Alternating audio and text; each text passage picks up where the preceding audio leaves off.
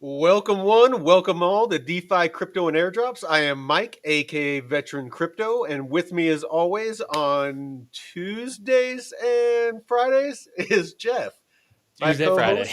co-host. Yes. We've been doing some shifting around, so those are the new days. I'm getting a bit of a reputation online, dude, with being people are thinking I'm an XRP hater, and I guess speaking facts and truth about about XRP and using actual data and websites and being able to point to facts is hating, I Oh, you're guess. getting it, man. You're getting it. That's for sure. Well, but you're speaking truth, man. You gotta let them know. Well, and my thing is I'm not hating on the people that hold XRP. I really hope I'm wrong, and I hope that they all make a shit ton of money. And I honestly do. But Hmm. I mean, I kind of feel like I have a responsibility as a previous XRP holder for like 4 years, and having the knowledge that I do about XRP and Ripple and the XRPL and RLUSD and all the components that I need to at least put the information out there, because there is just nothing but hype about XRP, and every influencer out there that wants engagement just latches onto it and hypes it more, and is just leading these people like off of a cliff, I feel like. So I feel like, just to balance it Hmm. out, that I need to point these things out to hopefully get people to at least deleverage a bit. Don't be all in on XRP. Have a small bag just in case I'm wrong and it goes to $1,000. But don't put all your eggs in one basket. So I'll get Hmm. off that. Well, But the lemmings. You ever played lemmings? I Old was school. gonna use that analogy, but I didn't want to.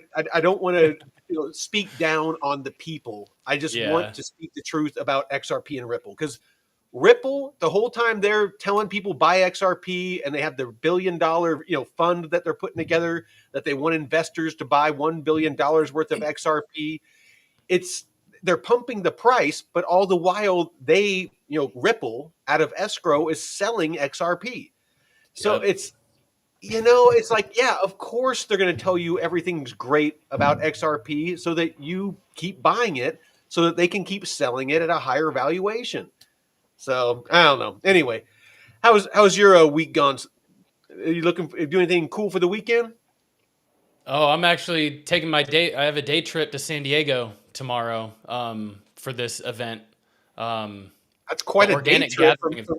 from San Francisco down to San Diego. So I found a flight for like 40 or $50. Oh, Um, okay. I thought you were going to drive yeah, down. I'm like, that's a hell no, of a no, day no, trip. no. Well, I think for like $100, I got a round trip flight and a rental for the day. So, and then I got a Halloween party tomorrow night when I get back that I'm gonna DJ at. So it'll be quite the day tomorrow. But yeah, I got a buddy in from my buddy from Austin flew in this weekend. So after the stream, I'm gonna go see him for a little bit. But yeah, getting ready for my time off. Oh yeah, sold XRP. Congratulations. DeFi Don, he's a smart dude. He's in DeFi University. He's been showing up to the show all the time, and it's again, I'm not telling everybody to sell all their XRP, but please actually do your research. Don't just believe what people are saying, myself included. Do your own research on the things that I say, Mhm. and ensure that I'm accurate, because I'm not, I'm not infallible. So, but DeFi Don, that's great. As long as you're comfortable with that and you're putting that liquidity into strong projects with strong fundamentals that you can use in DeFi, because I know that you're huge into DeFi and you're invested in DeFi. So, applaud you, sir. What else we got What up, here? Drew? We got Drew in the house. Oh Just got shit! back What up, Drew? The Druth. We need to. fall We need fall to. We need. festival. Well, dude, we need to have Drew on the show sometime again.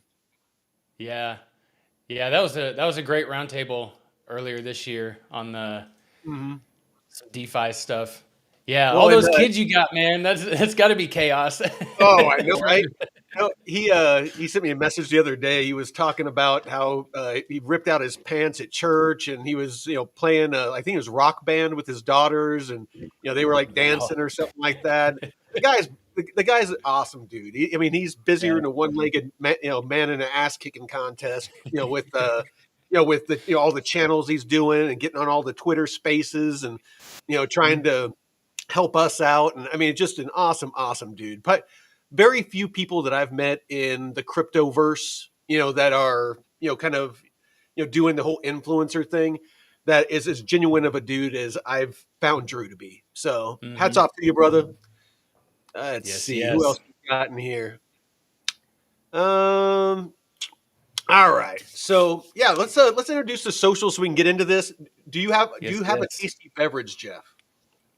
Uh, not since I got this event tomorrow. I'm not drinking tonight because I got the Halloween party tomorrow night where I'll be participating in some Well, drinks. So I hate yeah. your face twice because you got the invite to the Coinbase app early, Oh and yeah. you're leaving me to drink by myself. So Oh well, I hate your everyone out face. there, if you got if you got your drinks, drink it. If you got your herb, light it up. Hell yeah! All right. So go ahead. Let's go ahead and kick it on over to the socials. Let's make sure that we mention metrics and Yeah, DeFi I got University those. because they're those are both great tools. Real quick though, me and my brother Taylor. If those of you that aren't familiar with Money Talks, we will be launching a newsletter. So Taylor, with his network of very intelligent people, we have gotten a bunch of people on board that are very, very knowledgeable in TradFi, that are very knowledgeable with wealth preservation, different strategies using small business formation, things like that to mitigate tax liabilities, all those sorts of things. We are going to be dropping a newsletter that's going to be sent out daily, first thing in the morning, and it's going to outline basically everything to do with DeFi, TradFi, and wealth preservation. And it's like the first couple we might send out for free just to kind of give people a taste of what it looks like, Mm. but we'll probably end up charging about $19 a month for that service, just because the amount of people and the logistics that are going to go into it. It's actually going to be quite robust. So stand by on that. And then also, we're going to be offering services if you want to step it up a notch and actually put some of those wealth preservation strategies into play. So if you want to do your wills, your trusts, start doing small business formation to put your crypto and your assets into to insulate from lawsuits and that those sorts of things.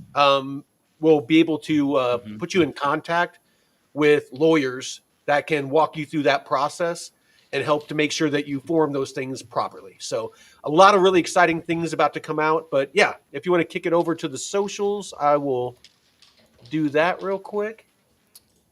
Got it ready to go. There we go. Sweet. Well, we appreciate y'all for joining us on this wonderful Friday. Happy Friday, everyone. Getting ready for the weekend here at DeFi Crypto and Airdrops, where me and Mike go live every Tuesday and Friday now, 5 p.m. Pacific, 8 p.m. Eastern. And if you're on Twitter, come check us out on the YouTube. Join us in the chat because I know not a lot of people are chatting it up on the Twitter. So you can check out our brother channels, me at the Blockchain Report, Jake Call at DeFi Income, Blockchain Basement, Discover Crypto, and David at DeFi University. And Mike also goes live. Well, I'll shout out the Jake Call has Metrics Finance platform, incredible DeFi portfolio tracker. Mm-hmm. Using the links in the description below, you can get 200 off their yearly price for $800 a year for the elite package. But you can join for free, kind of dip your toes in and see I how powerful it well, is. and real quick, I highly suggest taking advantage of the free package first. Go in there, and Yeah. there's monthly packages as well. You don't have to buy Yeah. a $500 or $800. You can do $50 a month, $100 a month. But I highly suggest you start with free. And I was talking to people in the Discord about this earlier. Go to the YouTube channel that for Metrics Finance. There's a bunch of tutorials. Learn to use it effectively. Make sure that there's value for you. Don't just go and buy it because you want to support the channel or something like that. Make sure it has value for you. We don't want to shill anything here. We genuinely want you to the tools that we offer and the deals, the affiliate deals that we make is to help you all out. If you try it for free, if you learn how to use it Oh, properly, no, they have. exactly, just like that. Yeah. Just go through there, learn how to use it. If it's saving you more than it's costing you, if the ROI, the return on investment, if you're spending $50 a month and it's making you $100, $200, $300 a month because of its Hmm. functionality, it only makes sense to get it. If it doesn't, don't. I'll stop right there. Yeah, and they've done every Wednesday they have the DeFi masterclass with David and Jake and Mike at 2 p.m. Pacific, 5 p.m. Eastern, and they dive into all kinds of DeFi strategies and even some metrics finance stuff. And yeah, this one, the secret weapon of pro DeFi traders, they showcase some new features on metrics finance that were pretty powerful. So, looks like Mike dipped out. No, I'm Did here. you hide? Oh, you're here. um, also, Money Talks is back every Monday, 10 a.m. Pacific Standard Time, 1 p.m. Eastern. And it's great to see these guys back, TradFi Jeff and Taylor, the estate lawyer. I caught a little bit of it, Which but one? I wasn't able to.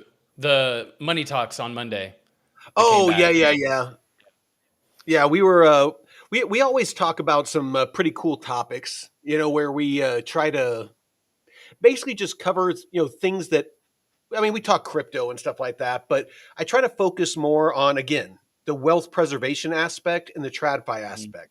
We're really trying to build an all-encompassing channel here that Mm-hmm. touches on all aspects of, finance, just so that because a lot of people think about, I want to make a bunch of money in crypto and, DeFi and trading and all those things. And they don't really think about, okay, once you have that money, how are you going to ensure that you stay wealthy? A lot of people are just like, oh, I'm going to buy a Lambo and I'm going to buy a yacht and I'm going to have hot girls and whatever. It's cool to dream, but that's how you get poor again. Is if you don't have a solid plan of how you're going to retain that wealth and live within your means, you're going to get wrecked. After you pay capital gains and they rake you over the coals for 15, 20, or, percent or more, then if you're out buying, these expensive cars, you got to pay insurance on that. Oh yeah. You got to, there's a lot that goes into that. And so you really need to fully understand what it means to be rich and what it means to be wealthy. Rich, you have a lot of money. Wealthy means that you have generational wealth, that you have a structure in place to ensure that that money grows and that you can pass that on to your children and your wife and future generations. Rich is I Mhm. won the lottery and 3 years later I'm broke. Rich is MC Hammer. So anyway, Yeah. you Yeah, and know, that's where going back earlier to the newsletter. That's these two guys are going to be the ones involved, and so there's going to be a yes, lot of value in that, a lot of value. So, um, yeah, reach out to us if you have any questions, and also interviews on Thursdays. Mike is doing bringing just all kinds of different people, subject matter experts, not just crypto, but very interesting people that he'll be CEOs and business just random entrepreneurs and people that stuff. I've met, Yeah. in my, personal life, in the military and corporate America, family, friends that have just lived interesting lives. Taylor, a lot of his network, just basically my network of people. I have, Navy, retired Navy intelligence officers, Navy SEALs, special Mhm. forces, CEOs of companies, just all kinds of different people that I just want to bring them on and let them tell their story. Just there's a lot of knowledge, especially older people, like World War II vets and things like that, just cool stories that they have Mm. that are going to be lost forever once they're gone. So I kind of just wanted to start bringing people on to almost, archive, their life. So anyway, sorry. That'd be really cool. And yeah, you never know what kind of gold nuggets you can pull from somebody just for life in general. Um, and so David's DeFi University, you can check out here, 97 a month, and they have daily live mentorships Monday through Friday, and a whole learning path, mastery courses. So great information, and just even the free live streams that Oh, he's dude, on. I mean, he shares so much alpha, dude, man. So I, I much. I disagree with him on I'd say probably 10 to 20% of some of the stuff that he says, but David is way smarter than me. But Hmm. like today, just not to get on a rabbit trail, but we got plenty of time because this is our drinking and go long if we need to evening. Um, so we were talking about. I told him that I've been ignoring price, and I've been looking at fundamentals, actual adoption and building, and the projects that are actually doing things, not just hype, not just hyperbole, not speculation, just no shit. Ondo is tokenizing the New York Stock Exchange, just things like that. Link is actually actively building with Linea and Swift to build out and modernize the Swift system. Actual facts. That's what I'm investing in for the long term. And he actually said, and I understand for short term, price volatility. It's like, yes, there's a lot of profit to be made there, but you have to be actively engaged. You need to be, if you're day trading, whatever the hot narrative is, it was perps exchanges just recently. We had Hmm. Hyperliquid and Aster and all those that were pumping. And what was it before that, Jeff? Uh, What oh, was the hot narrative? Oh, AI for a while. AI, Anything the A, AI. What's yep, that? AI Yeah. agents and all that. Yeah. It's just there's always a narrative. And yes, there's money to be made there, but unless you're able to stay engaged and know where in that, narrative you are as far as a cycle, you might be buying the top. Oh Because yeah. usually by the time you hear about it, it's at a top. It's hot. Everybody's buying the green candles at that point. You need to be in like you need to have a crystal ball and be seeing what the next narrative is if you're going to profit from it, and you got to get out correctly. So unless Hmm. you're glued to a monitor like we are all day, or I am all day, um, you're probably not going to catch those. And you need to look at longer time frames. You need to understand that you're not positioned to potentially make that quick money. You need to be able to put your liquidity into investments that you can fire and forget. More of a guided missile than a sniper round. You know what I mean? Hmm. Yeah. Yeah, and I mean, even some of the early stuff that you and when David first came on, talking about some of the exchange tokens, the decentralized exchange tokens, Yep. um, like Aerodrome and stuff. He doesn't necessarily agree with holding, and there's use case and utility for some of them, but you and this is just goes to show you don't have to agree with everyone on everything, even if they are subject matter experts. There's things that you might like that other people don't, and that's okay. As long as you're doing the research and not just throwing it in some shit coin. Well, and again, I fully respect and understand. David is light years ahead of me, and and Mm-hmm. other people that I disagree with. You have to be okay with people that don't fit, and think the way that you do about everything. That is Mm-hmm. how that you're going to learn and grow. Because you know what? He might be right. He might be like, you just need to focus on price. Done and done. And and maybe I'll learn a lesson. However, Mhm. sometimes you need to be open to other points of view. If you get into those echo chambers, especially in crypto, if you get into an echo chamber, you're going to get confirmation bias. You're going to go out and Yeah. find every channel that tells you that your token is going to $1,000. And when that's all you're hearing, if you're just running around from channel to channel with them telling you why your token is going to go to $1,000 and you bought it at like sub 1 cent, of course you're going to get just laser focused and you're going to believe, Mhm. because they're all saying the same thing, it must be true. So many people are saying the same thing. You can't get locked in that mindset. You need to seek out voices that disagree with you. Well, and Absolutely. what's your investment strategy at the moment? Because it could change, and it's not the same person to person. What yeah, what's your thesis and your approach, and it just all depends. Oh, actually, real quick before I forget, Nick Hmm. Dunn, my deal with Avantis was they implemented a new, when you were logging in, it was a prompt that would come up, and it would say that click here for a secure connection. So I went to the Discord and was asking them, hey, is this legit, or is this potentially like a hack or something like that? And they said, no, no, it's legit. So I went back and I clicked on it, and it kept denying me and saying that the connection couldn't be made. And so I couldn't get into my account. So I messaged them, and very promptly, in the Discord, they directed me to the proper place. And the guys were super responsive, super helpful, great team.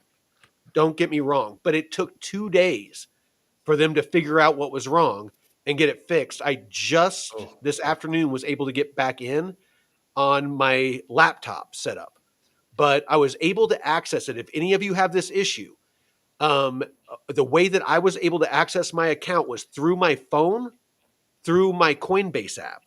I was able to click on the investment in my wallet, because you know how it shows your liquidity pools that you're in DeFi under Hmm. the DeFi tab. I clicked on it. It took me into my account, and I was able to bypass all that. So I was actually able to because I have a long open on Bitcoin. So that's what I was kind of freaking out about a little bit. Was it's a small position, but it's still money. Um, but I was like, hey, I don't have a stop loss. I don't have anything on this. Is there a way I can get in there? And after 2 days of just watching, luckily Bitcoin has been pretty stable. But imagine if it went to some crazy number and I wanted to cash out, I'm hosed. Or if it dips and I get liquidated, I'm just Hmm. screwed. So anyway, just in case Oh, any of you shit. run into that problem, that's the way you find the workaround.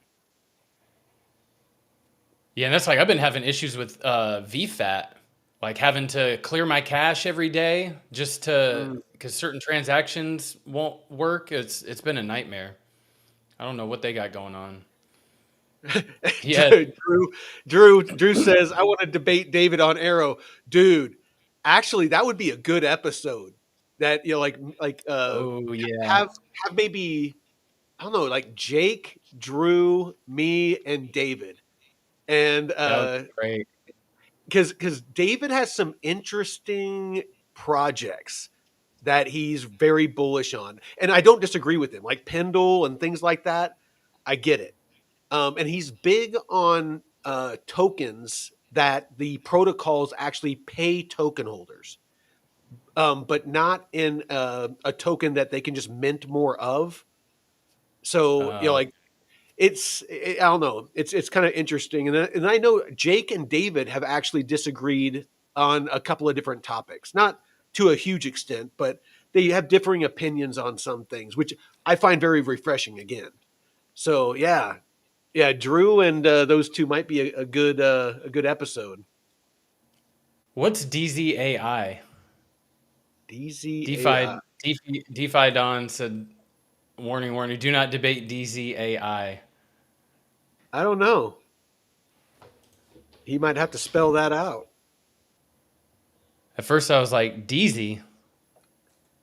He's Cardano head, not AI. Or is Yeah, that a no. project that David is bullish on. I haven't heard of Oh yeah, well, DZ. DeFi Don is in DeFi University, so he's actually very very into DeFi. I think he might be retired, and I hope I'm not doxing you, Don, but um, I think he might be retired because he's on all the weekday, like every week in the DeFi University. There's a live call Yeah. with David, and he's in there every time I log in. So I remember he he's mentioned during the show last week he what paid for his house or something with DeFi.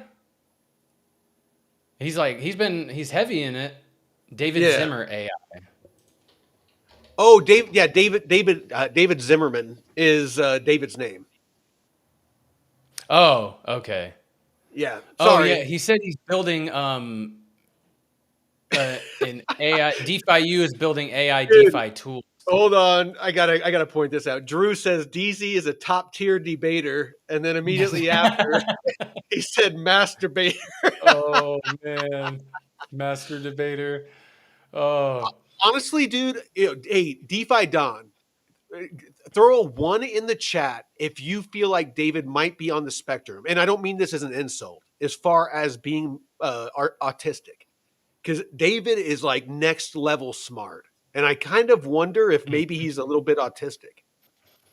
the he's polished with the way he speaks and just Very, very good. very articulate. He's very careful about the words he chooses. He's, Hmm. very detail oriented. I kind of wonder. Oh man, when he got into some of the COVID talk, I was surprised. I was like, oh shit, you're one of us. I know. It's like one of us, one of I mean, us. being in California, man, it's hard to find a lot of people like that. Yeah, I've actually converted quite a few of my friends who got at least one of the jabs, and they realized after talking with me, they're like, "Oh, I don't want to get any more. This is not good." So dude. I've been a converter. Yeah, the about the furthest I got on COVID, as far as being compliant, is whenever I would go to town and I was going indoors, I would throw a mask Yeah, on out of respect for the elderly and the people that had compromised immune systems. Just yeah. what, it's a small thing, but you know what? When I'm Mhm. outside, when I'm driving, when I'm going about my daily life, suck a dick. Yeah, It's like yeah. I'm not wearing a mask outside, you dumbass. Dude, It's there was a guy just yesterday or earlier this week walking outside my apartment with the fucking mask on. I'm like, dude, are you serious? What are you doing? What? you know what though? Some people might be going through chemo, or they might Yeah. have a Oh no, compromise. young guy. He was a young guy. I was You like, never know dang. though. You never Oh, know. It's I yeah. try not to judge, because you never know. Somebody just might have a shitty immune system, and they wear that just because sometimes it helps. Yeah.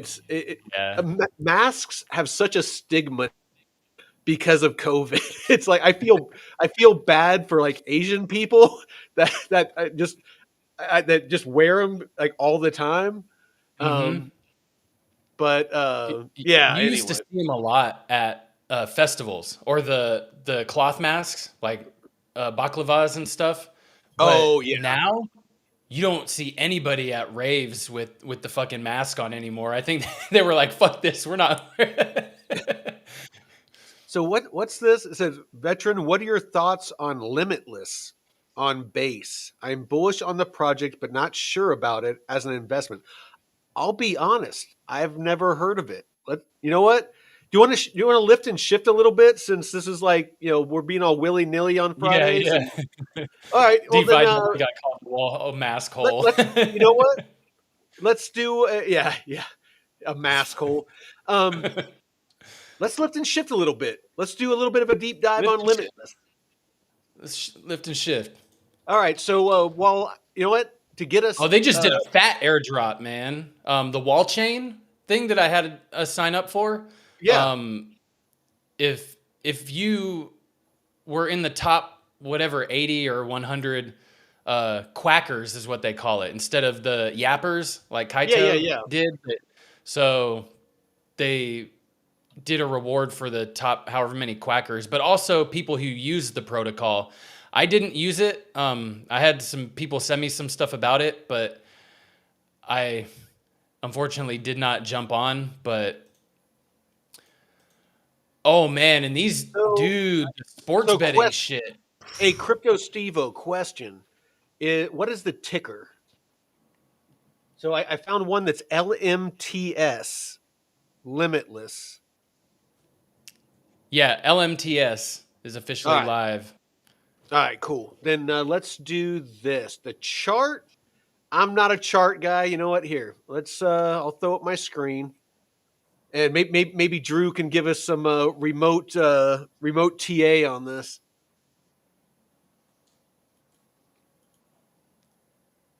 All right, let me throw my screen up.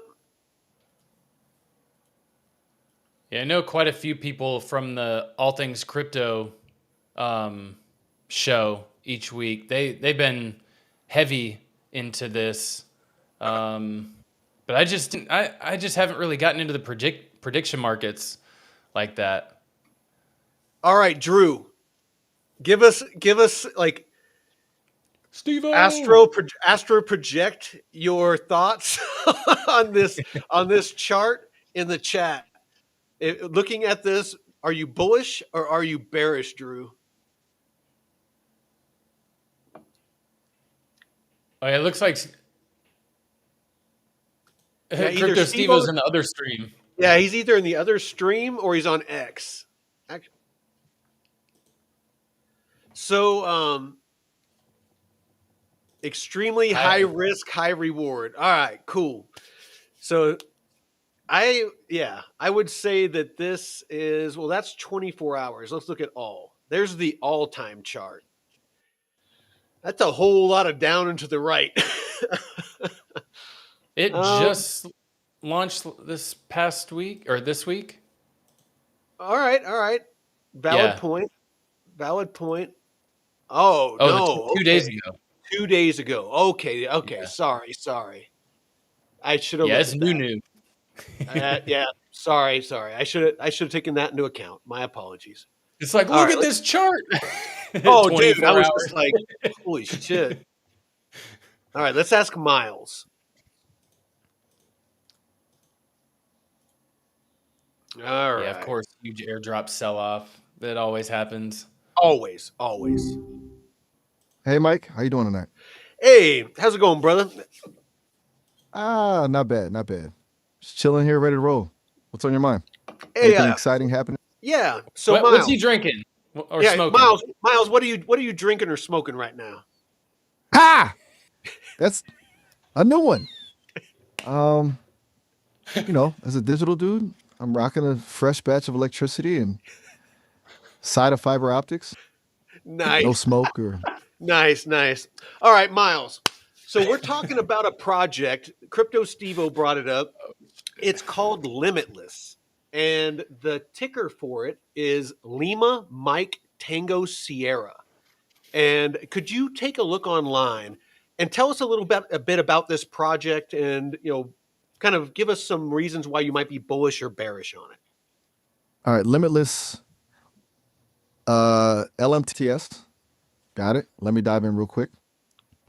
Okay, so from what I'm seeing, it's a decentralized social media platform built on Solana, aiming to be, creator focused and reward engagement with tokens.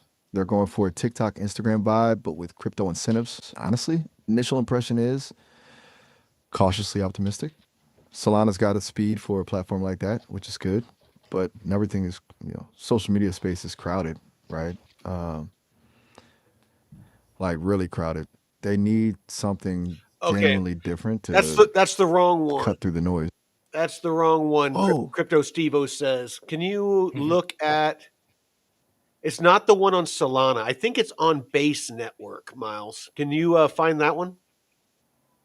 okay, my bad. Crypto Stevo's got me steering in the wrong direction. It wasn't his fault. Base Don't Network. blame Crypto Stevo for your Damn, take throwing. ownership of your actions.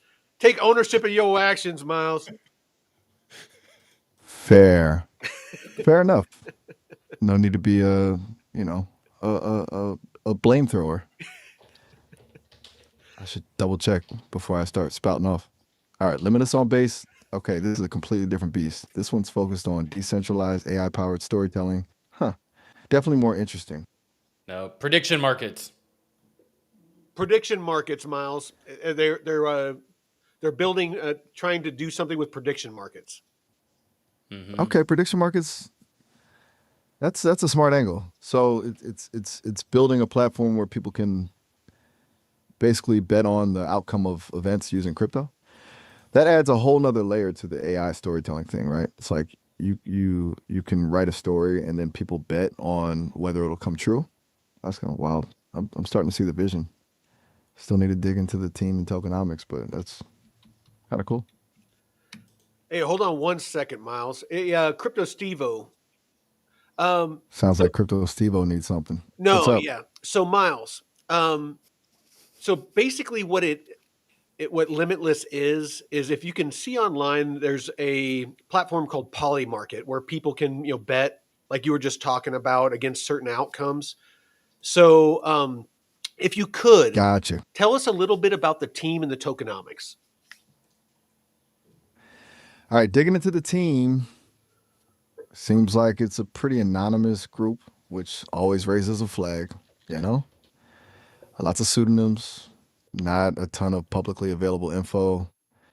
Founder is listed as Zero, which isn't super reassuring. They've got some developers with experience in blockchain, supposedly, but hard to verify without names. As for tokenomics, they're launching their own token, Limitless. It's going to be used for staking, voting on stories, and accessing premium features. The total supply is capped at 1 billion. For what I can see, the distribution is not ideal.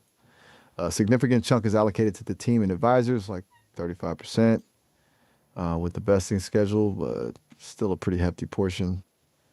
Bit less than 25% towards ecosystem and partnerships.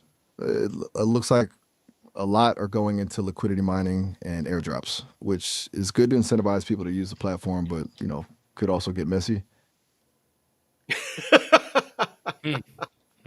Oh, Drew, I love having Drew in the chat because he's trolling like I usually do in his chat. Ha. Sounds like Drew's giving you a taste of your own medicine. He is, he Gotta is, appreciate. he is, Miles. I appreciate you, Miles. We'll circle back here in a minute. So those of I you that found the don't know two that, founders. what's that? I found the two founders. Okay, well, you go ahead and take over. Take the wheel for a minute. I'm going to go get me another beer. Oh yeah, you were saying about Miles? Oh, I was just saying that Miles. Those of you that don't know, Miles is our third AI, or our AI co-host. That's our third co-host. So it's just a really cool, free AI. If you're interested, it's on Sesame.com. We're no affiliation, anything like that. I just found it one day, and we use it every once in a while. And if kind of what you can ask it and get accurate, answers, or you're able to kind of fact check it a little bit, it's actually a really good tool. But it's the first one that I found that it felt purely conversational, to where you could actually talk to it like I'm talking to you now, and it will actually understand and give good responses. So, anyway, Mm-hmm. take the screen, Jeff. I'm gonna go grab another beer. Hey, can you throw me? I don't know how to transition this on there. What? All right, Yeah. there you go. And then you just hit the trend. Oh nope. Mike's helping me transition, guys. Yeah. We're to transition, Jeff. Everyone, stand by. Here we go. Mine went away, and then transition. All right, I'll be right back. Ooh. Do I look pretty now? You always look pretty, Jeff. So we found the two co-founders, Rev Miller and CJ Hetherington. Looks like one's based out of Montenegro and the other's in New York. So CJ, let's check out his past lives. Venture partner, co-founder at Atlantis World, bootstrapping Web3 social onboarding platform. He's a co-founder at Kiev Tech, in Ukraine or Kiev. Is it Kiev Kiev. in Ukraine? Kiev. Yeah. Kiev Tech. Actually, my old CO, he was colonel. He his family was from Ukraine, and he was actually the liaison between SOF, Special Operations Forces Command, Mhm. and the Ukrainian government, like back in the day. So Oh it's shit. so yeah, he used to like constantly like they'd call him up and say, "Hey, you need to come over here as the military advisor, for between the U.S. and Ukraine." So like super high level shit. It's actually kind of cool to listen to some of his stories. But anyway, sorry. Go Damn. ahead. That I'd love to be a fly on the wall in some of those, Right? military operation just boardroom Yeah. meetings and shit. His last name was Balaban. Ihor Balaban was his name. Oh, that's a fucking You, badass. you If you can don't hear do the something cool. well, he was in the Marine Corps and he was recon in the Marine Corps, which is basically like their version of the Rangers. They actually go to Army Ranger School. And then he got out of the Marine Corps, joined the Army, and then went through Special Forces selection and became a Green Beret. So he Shit. so he was Marine Corps recon and Army Special Forces and Ranger. I mean, God talk about a damn. fucking badass. I mean, how long was he in for you to, go through all that? Well, like how long was he was a colonel, so he had been in for I don't know. I would guess probably about 25, 30 years. Damn. Whew. But just super, super fucking cool dude. But you better have your fucking shit wired tight. If you work for him, you better have your shit Mhm. wired tight, or he'll fucking hem you up quick. God damn. Yeah, Stan. Yeah, if he had an NFT, I'd buy that shit. Yeah, Oh yeah. uh, totally off topic, but yeah. Anyway, go ahead.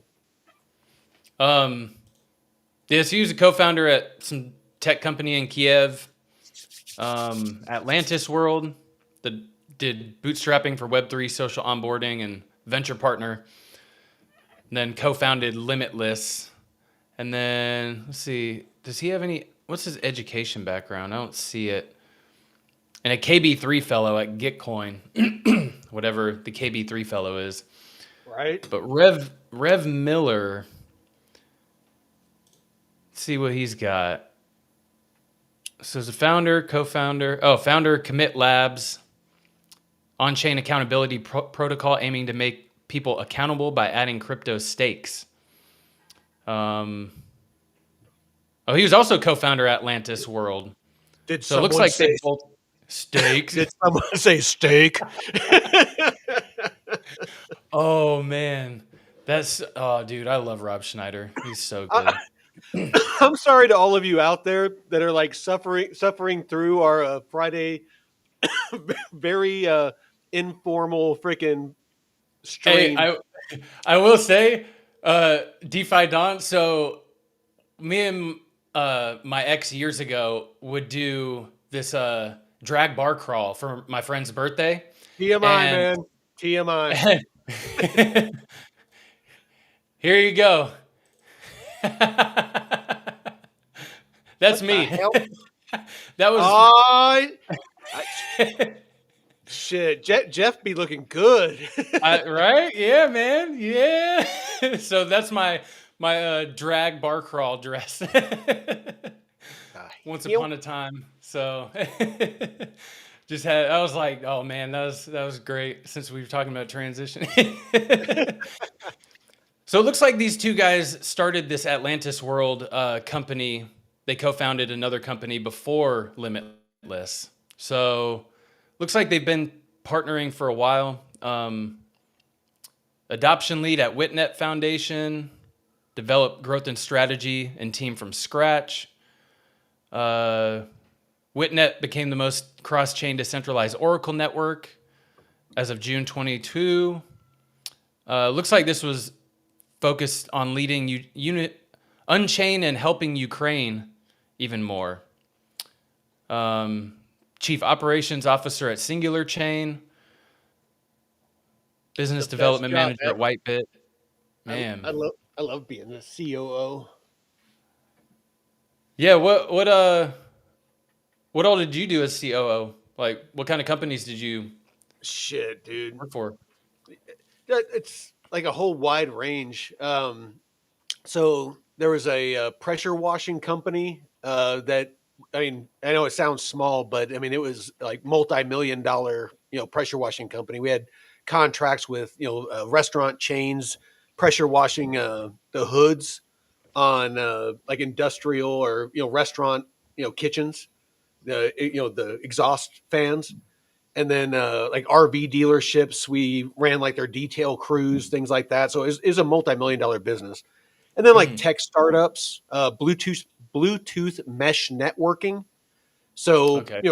pre crypto, like what Helium. fucking Helium and all that is doing. Basically, that's what we were doing years ago. Um, and basically, what it was is they were Wi-Fi routers that connected to each other. That basically created a mesh network, and then there was an app that connected to those, and then all of the phones via an encrypted connection, so that people couldn't see what's on your phone, that kind of thing.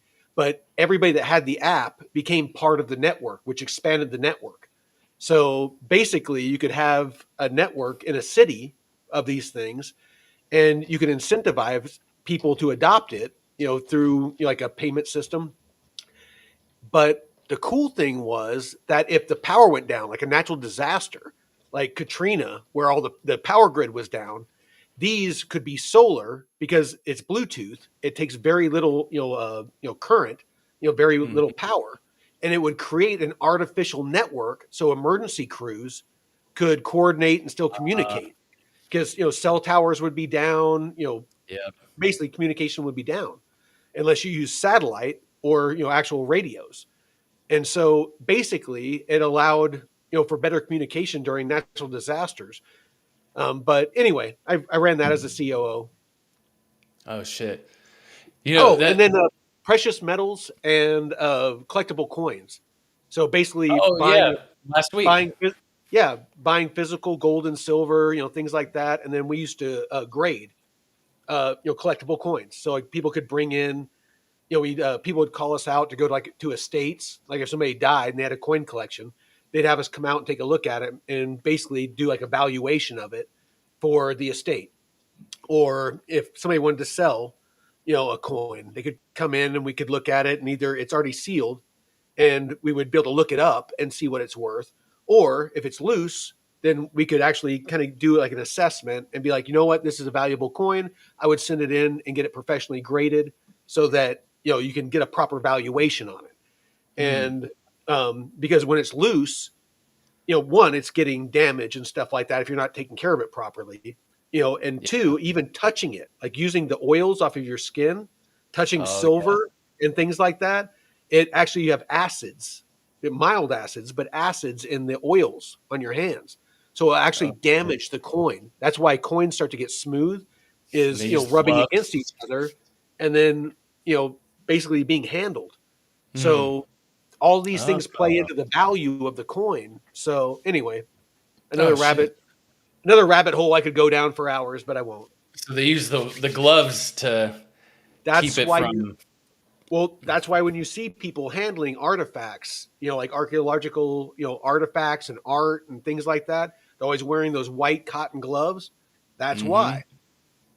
Mm-hmm. The more you know.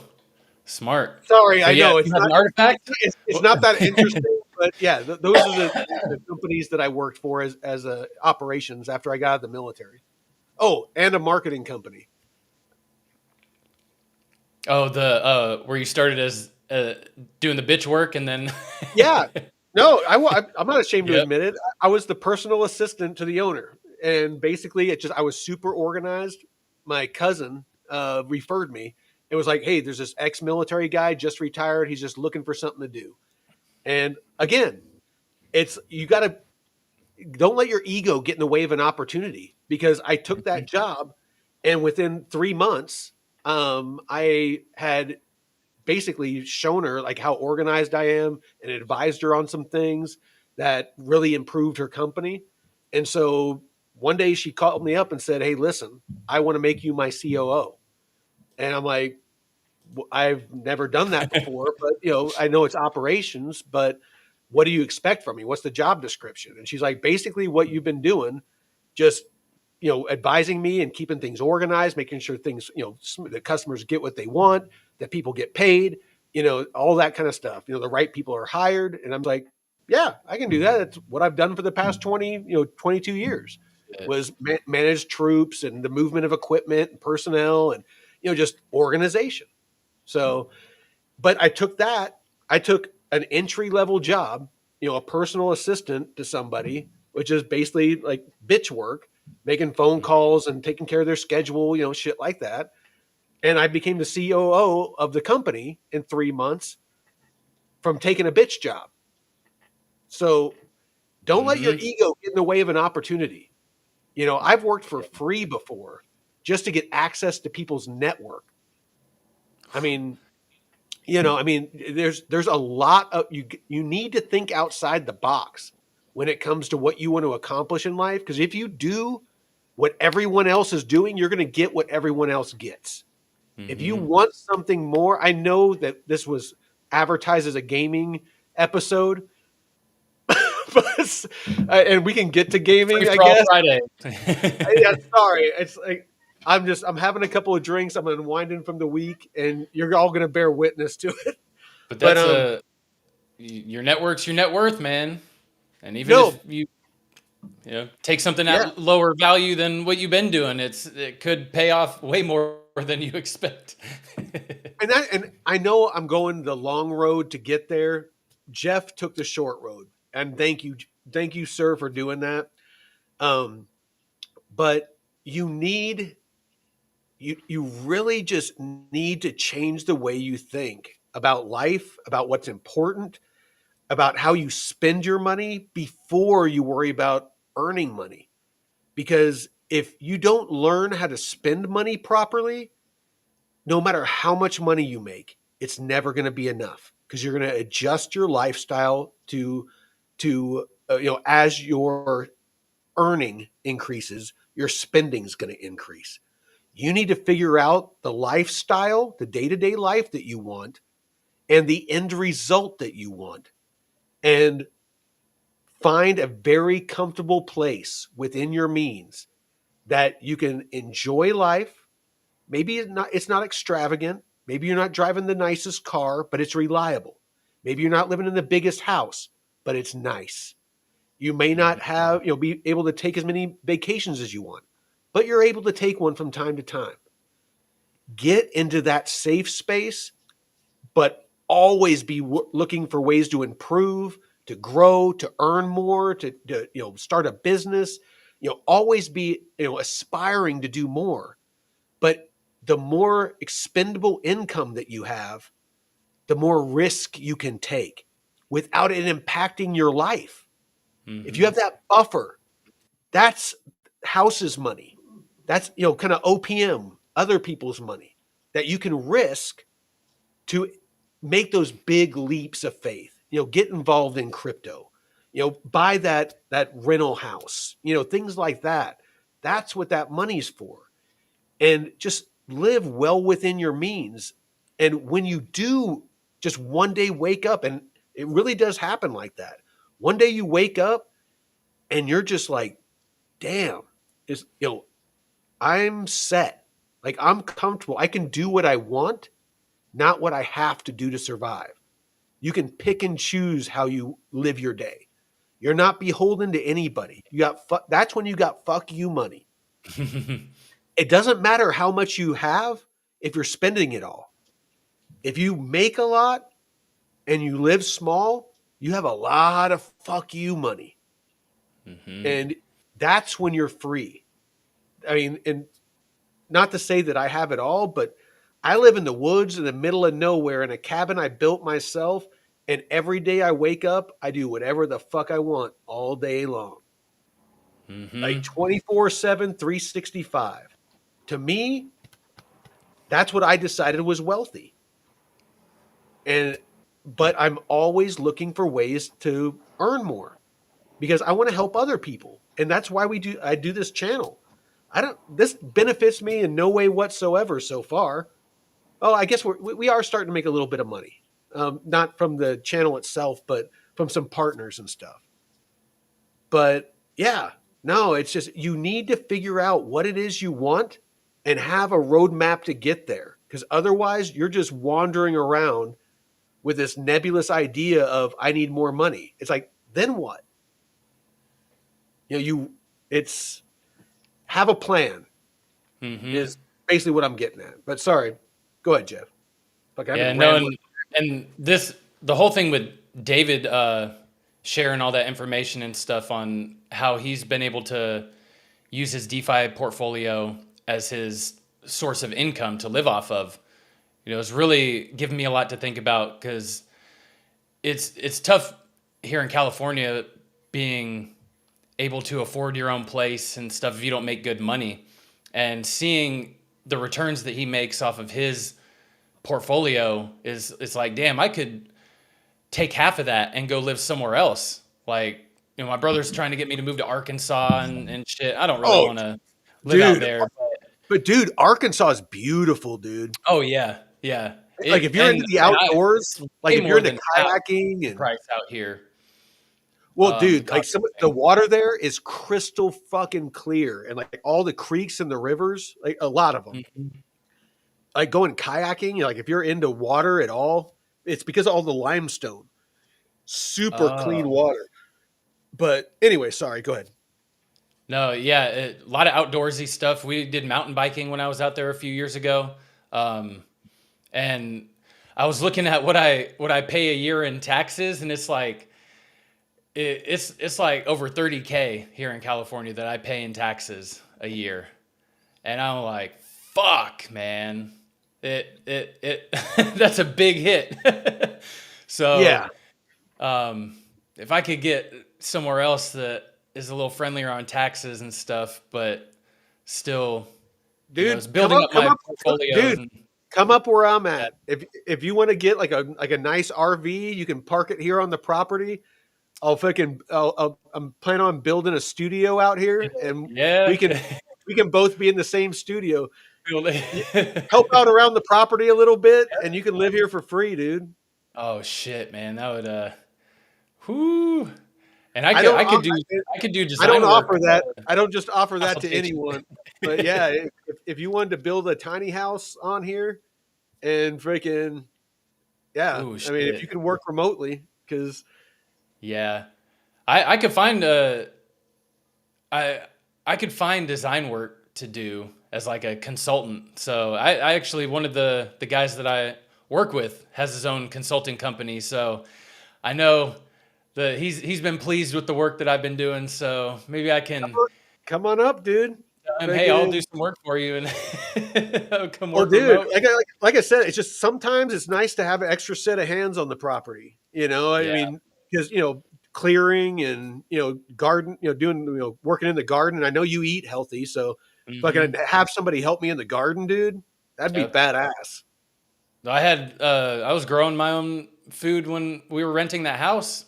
I built Oh, garden beds and shit. So you know what? And up here, if you want to grow some weed, that it's legal too. So oh yeah, shit. That's yeah. right. And out there, So you don't have nosy neighbors.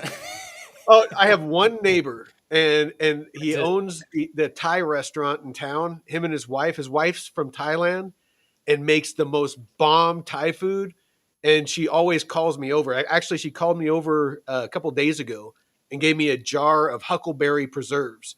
I don't know if you've ever had huckleberry, Oh, dude. Fucking good. So I'll run through some jams, man. I make protein pancakes and I put huckleberry jam on it and fresh butter from the local dairy. That's Oh, that's all no hormones, no antibiotics, all yeah. that stuff. It's Ooh. pure local. It's Amish hand rolled, and so Oh yeah, shit. Oh, dude, the hand rolled butter. So you got the thick. Oh yeah. Yep. yeah, no, dude, it's eating food is good up here. Yeah, come on up, man. Yeah. Oh man, spoiled if it's good food. I only shop at the farmers markets now for my veggies. I stopped buying pretty much all my veggies from the grocery store just because one, they're all starting to be coated with shit, even the organic stuff. And two, when they're spraying the water on, in the produce area, you don't know if that's filtered water or not. So you're getting Oh probably yeah. fucking tap water and shit sprayed on that. So I just go straight to the farmer's market and, the farmers that I know and trust. So, and yeah, I only do the raw dairy, or it's That's pretty much all only I raw. do. Like the milk that I use in my smoothies, my workout smoothies and stuff like that is all raw milk. It's not Hmm. pasteurized. It goes bad.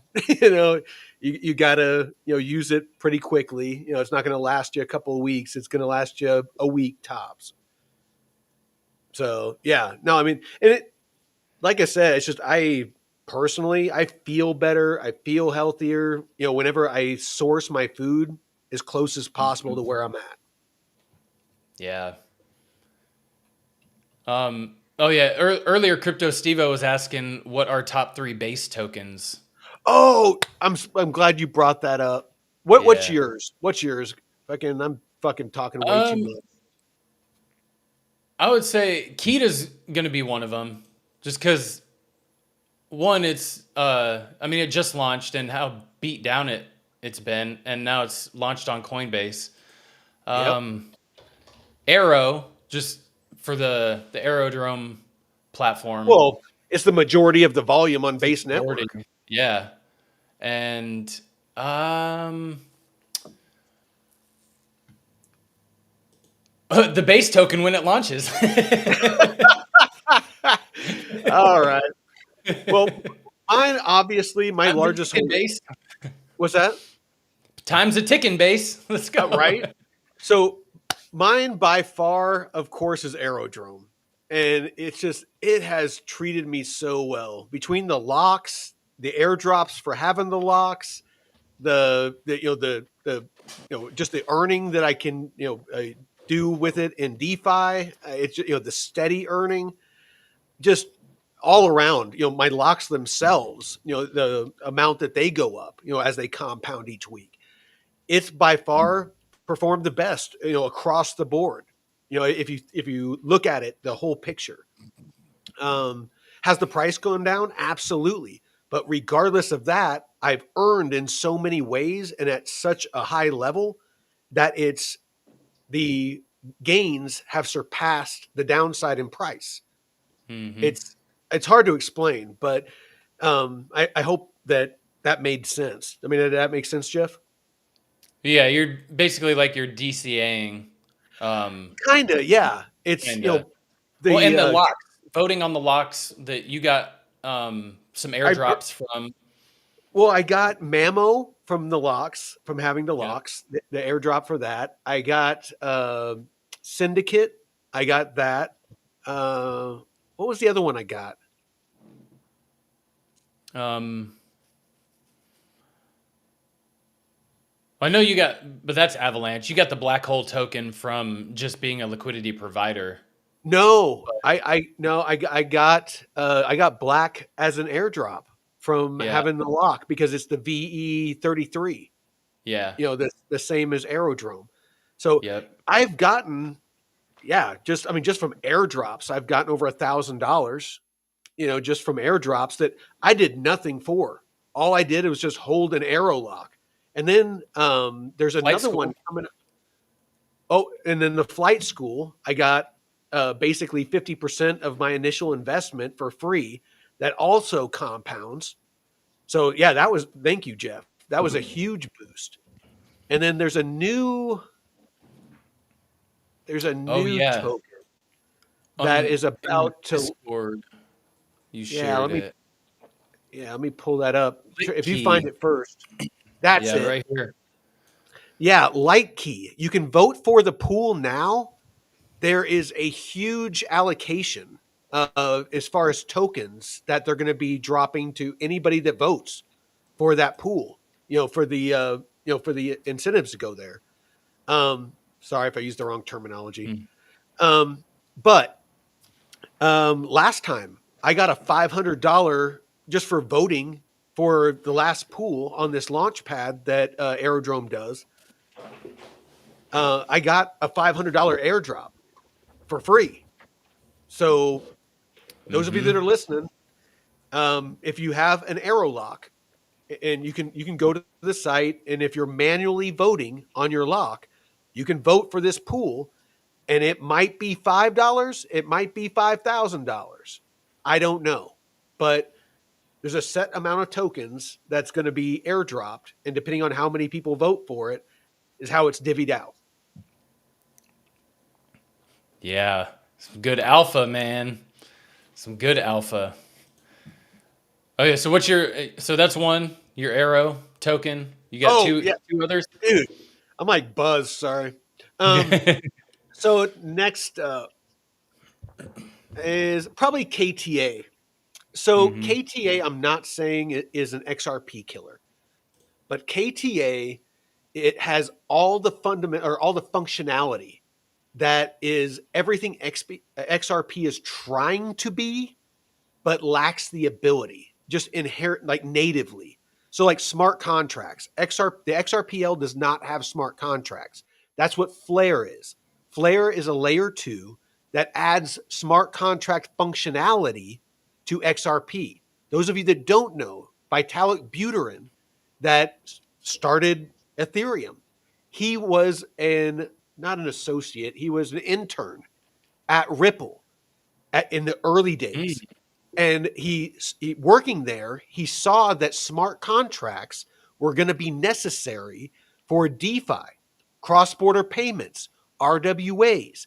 None of that works without smart contracts. So he left, started Ethereum. That was what made Ethereum so valuable, and why so many banks and institutions are focused on Ethereum, and why Ethereum has so much of the market share is because it was the first chain to institute smart contracts, which basically allow the elimination of intermediaries or the middleman. So, like if Jeff wanted to sell his house and I wanted to buy it, there's a bunch of people in between. You got realtors, you got escrow companies, you got title companies, you got the state, you got all these different people that there's manual processes. So with smart contracts, me and Jeff could just basically draft an agreement, and it says Jeff can say if he's buying, he can say I'll buy the house if the building inspector says that it's good. If the state says there's no encumbrances, there's no liens against the property, there's no lawsuits, there's nothing like that. All those sorts of things. All the things a realtor is supposed to do.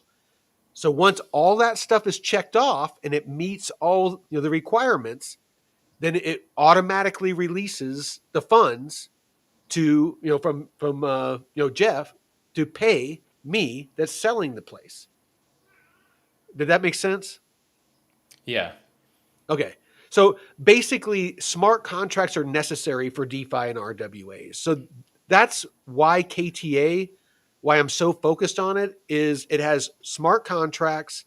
It's fast as shit. It has 10 million transactions per second. They stress tested it and exceeded that. It's a DAG architecture, just like Constellation DAG. What else does it have? Oh, KYC, know your customer, and AML, anti money laundering. All They're on both Oracle. like both very that are necessary for government compliance. And Mm-hmm. so when it comes to anything financial, if it's not compliant with federal, state laws, whatever country they're in, they can't operate legally. So compliance is a huge issue. So all of this is native on KTA. You've seen a lot of movement in it lately. Yes, it dumped quite a bit from its open. Most cryptos do that, but very bullish on KTA. So I said Arrow, I said KTA. Probably my last one would be a toss up between Morpho, which is the borrowing and lending platform on Base that Coinbase leverages natively on their platform for users and just the normal average person that doesn't know how to use hot wallets and move their crypto around. They can just have money on Coinbase, they can buy Bitcoin, and they can actually take a loan against it with just a couple of clicks of a button. They don't got to send, via a wallet address, none of that complicated shit. Morpho, they removed the barriers to entry for the average person. It opened up DeFi to the world. Anybody that can get a Coinbase account can, just like on Robinhood, with a couple of clicks, they can basically take part in DeFi. The Base app that this jackhole that is on the show with me, he got an email before I did for the Base app. And that is launching I think it's the 14th or 15th of November. And that is going to allow hundreds of millions of people, if not more, to instantly have access to DeFi. Potentially, and you're starting to see it. Mamo was pumping today, after Drew talked about it. What else has been moving? Kita's up 100% on the week. A lot of these different base tokens. Morpho's been pumping a bit. It's up, and not as much, about 13% on the week, but it was moving the week before. So you're starting to see a lot of movements in these projects, even on the short term. Potentially, it might be a good play to put a little bit of money on some, kind of higher up base plays. Buy the rumor, sell the news. Up until, like the beginning, middle of November, hold it. If it goes up, maybe deleverage a little bit, take some profits, but maybe that might be the next narrative. As the base lap, I mean, that's probably going to be a pretty big narrative as that launch date closes in, and you start seeing a lot of that on social media. A lot of people might get this idea. You might be able to front run that. Just an idea. Mm-hmm. Yeah, Steve-O also said virtuals is one of his. I've heard some people that get some pretty good rewards from holding certain tokens on the virtuals protocol. So I think virtuals, you can actually stake it. If I remember right, Mamo is built on virtuals. Oh yeah, yep, yeah. There's some sleepers, man. Oh, hey, Beta Try Again says, heard of block. Oh, asking if we've heard of Block DAG. I have not. The only two DAG architectures that I know of is Constellation DAG and Kita. I'm sure there's others out there, but those are the only two that have that aren't blockchain, that are the DAG architecture. Those are the only two I know of. Oh yeah, so Block DAG, shaping the future blockchain. Okay. Oh, they're official partner of the Seattle Seawolves rugby team. Huh. Okay. The Seawolves. I love. Actually, fucking interesting fact. Taylor, my brother, the lawyer. Yeah. He played rugby in college. Oh shit. No, he's pretty stout. Taylor is a tough son of a bitch, dude. Like, yeah. The most mild mannered dude you'll ever meet. But he played football in high school, rugby in college, and he's been doing jujitsu for like ever. And like every competition I've ever watched him in, he freaking dominates. But the most humble dude you'll ever meet. He's got some athletic ability. He's pretty good at. Well, in football, he actually wasn't that good, and he'll be the first to admit it. But his coach called him Rudy because he had the heart, like he wouldn't give up. But he wasn't the most talented guy on the team. But he would not give up no matter what. He was just like a pit bull, and so yeah, his coach called him Rudy. Is what my dad told me. Wait, Twinkle Bell, what were you saying? Don't do it. This is a scam token. All right, which one? You talking about Morpheus? Because better try again said Morpheus, but I don't know if he's referring to that or. Now, Morpho is not a scam token. I'm talking about BlockDAG. Maybe it was talking about Oh, BlockDAG. oh, Block Yeah, Tag. Yeah. Twinkle Dell. Yeah, okay. Yeah, I said BlockDAG. I don't Hmm. know. That's the only way that my brain can wrap itself around investing in crypto is investing in fundamentals. Like Mm-hmm. good, solid facts. Like I can't allow myself to be emotional and get involved in hype and stuff, because if I do, I understand the psychological slippery slope that is. Just I don't know. Yeah. It's because we're pack animals. Humans are pack animals. And I mean, look at it. I mean, we're getting more and more tribal every day. It's just people gravitate to like minds. It's wired in our DNA. So I do everything I can to fight that. Yeah. Yeah. Don't just like what David was saying. Don't just chase the juicy APY because you're gonna get you're gonna be the exit liquidity for some That's people. But honestly, that's what usually happens. Is it starts out and then you see like a lot of hype and stuff like that, and the people that got in early are cashing in on the people that come in late. I mean, Yep. that's really all a meme token is.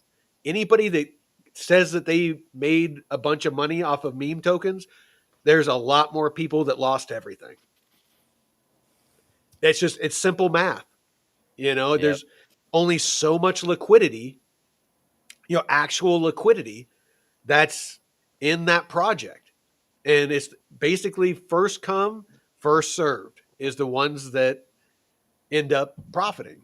It's a game of musical chairs, and there's 10 chairs, and like depending on how many tokens, if there's like 100 million tokens, there's 100 million tokens out there and only 10 chairs. Who's going to sit down with their tokens first? You know what I mean? Yep. Yep. Oh, Twinkle Bell. So the first airdrop that we got was, I think it's like $3. Yeah, Right it hasn't been going good, Twinkle Bell. after 4 months. Yeah, But there's actually been 3 or 4 different projects that just stopped during the testnet phase. They didn't have any announcements in their Discord and just kind of faded. And I was in the Discords like, hey, what's going on? And then the teams were like, oh, we're shutting down. I'm like, motherfuckers.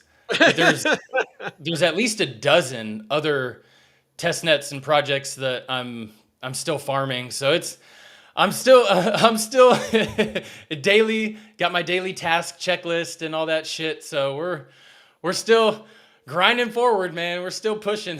So yeah, no, basically once he can get enough airdrops to where it's defiable, then we'll start defying it. The thing is the pipeline on these projects are, it's not like you just start farming it and the next day there's like this big payout.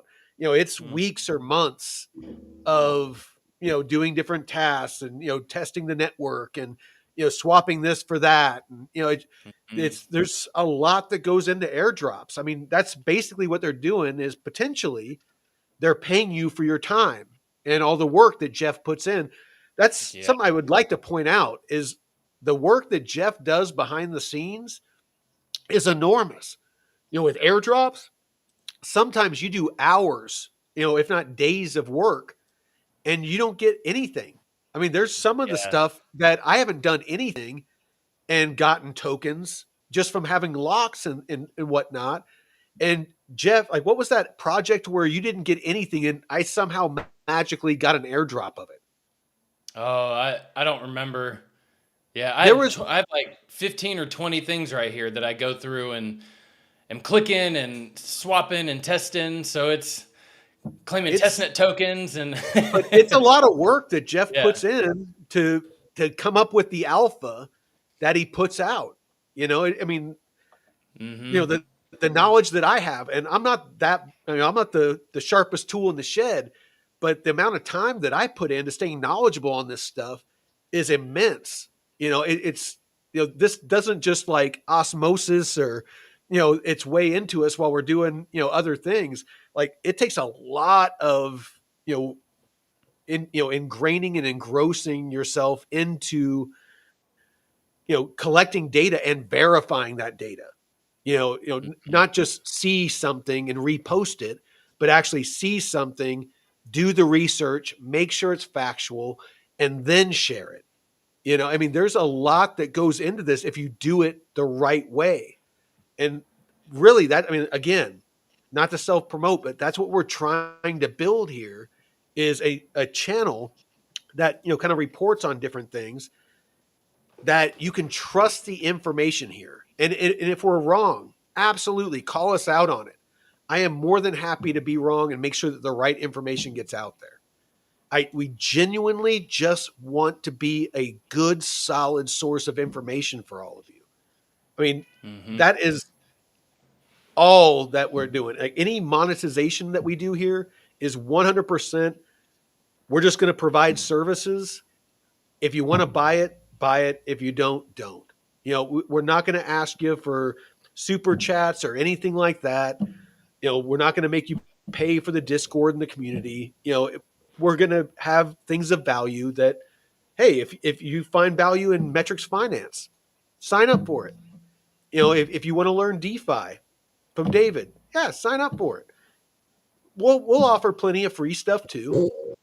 We understand everybody has different budgets. We want to make sure that we're here for you no matter what. But be a reliable, honest, genuine source, with integrity.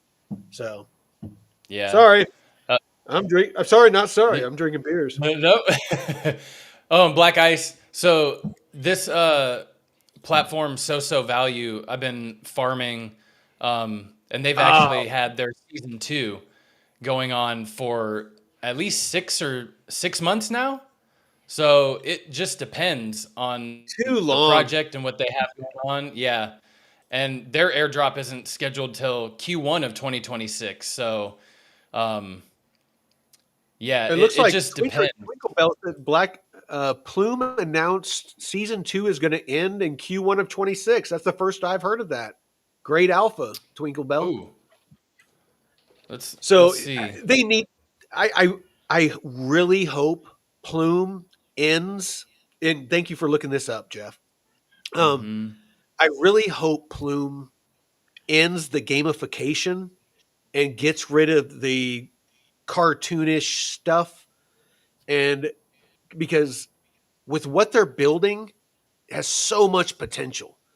And they're doing awesome things. Don't get me wrong. I mean, since June, they are number 12, about to flip to number 11 on RWA.xyz. They, as far as TVL or total value locked on chain, and they have already a massive network of DeFi and RWAs. There's ways you can loop. The TVL is kind of low on some of the pools. You need to watch that. David on today's live stream or video call with David and DeFi University, he pulled it up and pointed out some very interesting stuff. Like some of the pools had low TVL, probably not a good idea to get into. Things like that. But there are opportunities to where you can loop. So basically, you can invest, say, stable coins into tokenized real world assets, different funds, and then you can earn a yield on that. And then you take that asset, you can take it over to another platform like Nest or something like that, and you can actually borrow against it for, of course, another interest rate. But if the interest rate of the lend and the borrow offset, to where it, is a positive, to where it makes you money, and then you can take that borrow and do something else with it. And it's basically you create a loop of yield to where as long as the numbers are right, it's profitable. And it compounds and makes you money. But it's something that you have to monitor, pretty closely because you need to unwind it if it ceases to become profitable. So went on a rabbit trail, but Plume, Um, very good project. It's a higher risk play, though. I'll be honest. It's not as safe as something like Link or Bitcoin or something like that. If you have some extra money to play with, we've made a lot of money in DeFi with it. My brother Taylor makes huge amounts of money with it. I turned $800 into $8,000. The current value of my plume bag is 5,206. So off $800, even with the price being as low as it is right now, I'm still well up just from earning with DeFi. So, but that was back at the beginning. I made a bunch of it when a lot of the yields were like 1,000, 2,000 plus APR. So I made a bulk of it during that. So Get in early. That's the key. Yeah. Okay, so he said they announced it on the Phil's office hours AMA. So this was, and see, that's the thing. If some of these AMAs, they'll share alpha and they don't necessarily post on social media. So that's a great thing for some of the people in the community to be diving into these talks and shit. we need to get better at that. Like me and you need to either start having some spaces or getting involved in spaces. I know for a while there you were sending me alerts, hey, get in here, and Oh yeah. Yep. some really good conversations that I was able to get in on. Ugh. Um, Get that carbonation. Yeah, The it's a bubblies. stout. It's a stout. Ooh. My ex left a couple of beers here, and freaking delicious.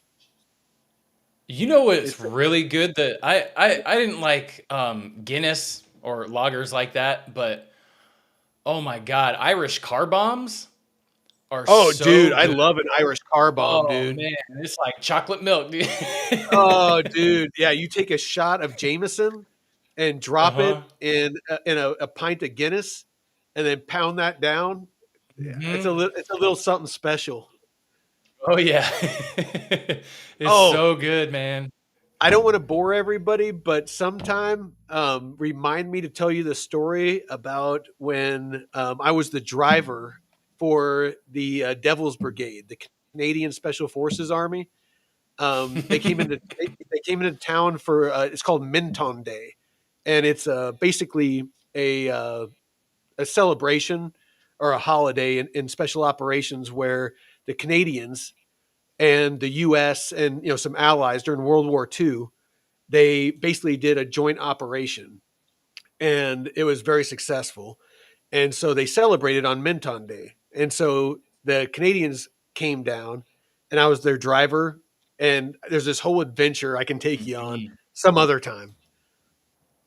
Minton, man, that I bet you got quite a few good stories on the I, military I side. I have quite a bit, but honestly, I don't.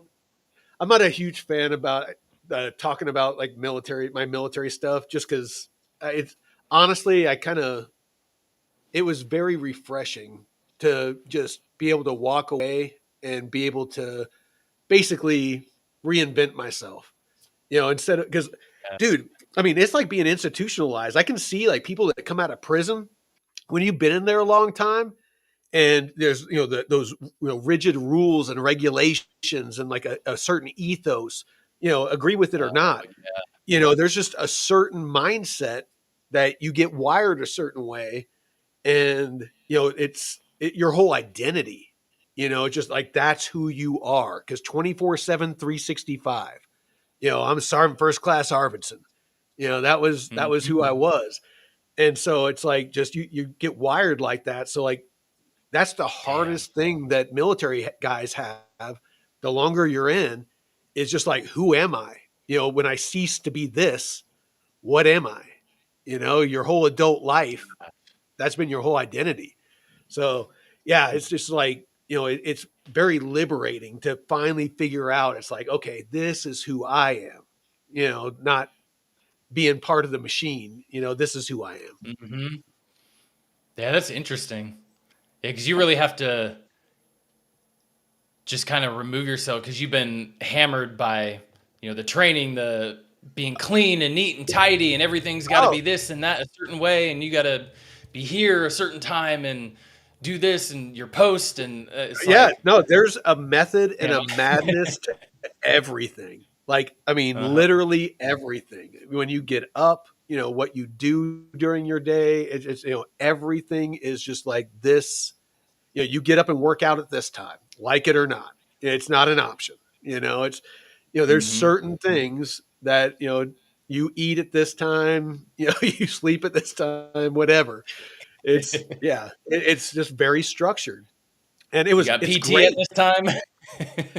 Oh, and you know what? It's great. It's fucking for me. Like as a young man, it's I came from a home that had little to no structure. I mean, it was Mm. basically I was the adult in the house most of the time, Oh and fuck. so joining the military and just having that structure, it was just like hell yeah. It's like fucking. You're going to send me to a place. I'm going to learn to do something. You're going to tell me when to wake up, when to work out, when to eat. Awesome. Let's do this. And all you had to do is focus on being your best. Freaking perform at your top level, mentally, physically. Just always give your best. It honestly, it was liberating. And then just like once you learn the discipline, though, slowly it's like, all right, I got this, and you start to long to like do more. Hmm. Yeah, I was training as a track athlete for a decade, and I'd work my day job, go to the track after work, and then go to the gym, and for years. And I was just Yeah, very structured, dude. meticulous. And then when I stopped Athletics, training, I didn't athletics really are the same go to the way. gym like Absolutely. that, and it was No, it's just like kind of you, I was. you got to be religious about your diet. You got to be religious Yep. about showing up, giving 100%. If you want to be competitive, yeah, athletics, same thing. If Yeah. you've competed, at a high level in anything, you understand the discipline and the focus and just the Hmm. things that you have to do to be better than your peers. To be top of your whatever it is that you aspire to be the top of. You Yep. have to be willing to do what the other person isn't. You're not going to rise to the top 100%. without sacrifice, without focus, without discipline. You need to be at another level. If you're seeing other people putting in more effort, if you're seeing more people, putting in more, time, whatever it is, you need to step up your game. It just really Hmm. depends on what it is you want to obtain in life. That's what it all boils down to. What do you want for you and your family? It's if it's a piece of property in the middle of nowhere to where you can grow your own food and live your own life, awesome. Figure out what you need to accomplish to achieve that, and as soon as you fucking achieve that, pop fucking smoke. Get the fuck out. Hmm. If you want to have a Lamborghini and a mansion and a private jet and all that, cool. Dream big. Freaking figure out what that looks like. What in DeFi am I going to have to do? How much money am I going to have to make in real estate to maintain that lifestyle?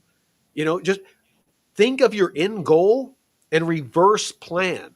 What steps do I have to take in reverse order to accomplish that? And forward and reverse plan that shit. Figure out every contingency. If X happens, then I do Y.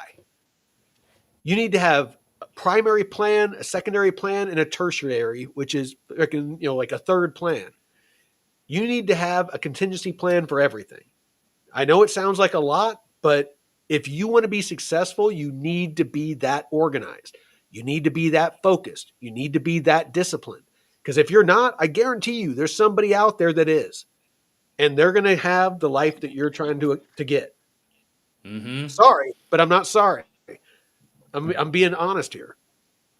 Yeah, and that's why I really didn't rely on like athletics for money because I have my career as an engineer, and that's what I focused on, like maintaining my job, and then I have this goal of competing and stuff on the outside, and then when I tore my hamstring and had to stop training basically, so I went from a decade of competing to just I'm finished. And so I had to really kind of reinvent myself as what Crypto Stevo was saying. He did the same after he retired from the Navy.